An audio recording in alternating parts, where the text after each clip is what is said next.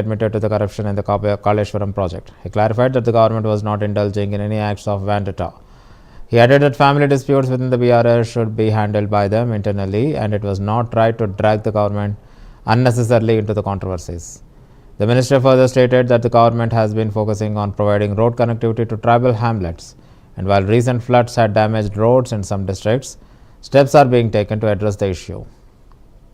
ఈ అవినీతికి బాధ్యులు హరీష్ రావు, సంతోష్ రావు అంటే పరోక్షంగా ఒప్పుకున్నట్టుగా అవినీతి జరిగినట్టు కోట్ల రూపాయల కుంభకోణానికి సంబంధించిన అసెంబ్లీ సాక్షిగా గౌరవ ముఖ్యమంత్రి గారు, గౌరవ వివిధ పార్టీలకు సంబంధించిన శాసనసభ్యులు చర్చ పెడితే ఆ చర్చకు సంబంధించిన అవినీతి విషయంలో కూడా ముఖ్యమంత్రి గారు నిర్ణయం తీసుకున్నాక తెల్లారి సోదరి మనం ఏం మాట్లాడేది, ఈ జరిగినటువంటి అవినీతికి మా హరీష్ రావు, సంతోష్ రావే బాధ్యత.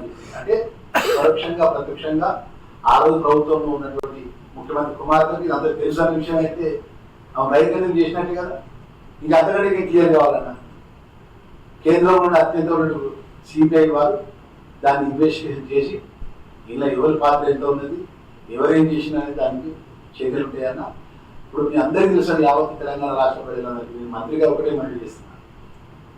2004 ముందు ఉన్నటువంటి కేసీఆర్ ఆస్తులు ఎంత, హరీష్ రావు ఆస్తులు ఎంత, కేటీఆర్ ఆస్తులు ఎంత, కవితక్క ఆస్తులు ఎంత, 2023 తర్వాత మన ఆస్తులు ఈ 10 సంవత్సరాలు కూడా ఎట్లా సంపాదించారు.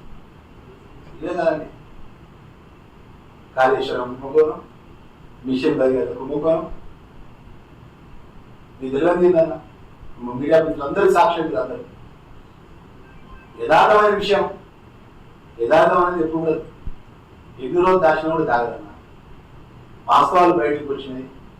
అసెంబ్లీ సాక్షిగా ముఖ్యమంత్రి గారు ఏదైతే ఆ రోజు ప్రజాపాలనలో కూడా బీసీసీ అధ్యక్షుడిగా ఉన్నప్పుడు యావత్ కాంగ్రెస్ పార్టీ కార్యకర్తల నాయకత్వం అంతా కూడా ప్రభుత్వానికి వచ్చినాక కాళేశ్వరం సంబంధించిన కుంభకోణాలు బయటకు వస్తాయి అన్నారు. ఏదో ఇక్కడ కూడా మేము కక్ష సాధించే చర్యలు లేకుండా ముఖ్యమంత్రి గారు కానీ, మా మంత్రివర్గం కానీ, ప్రభుత్వం కానీ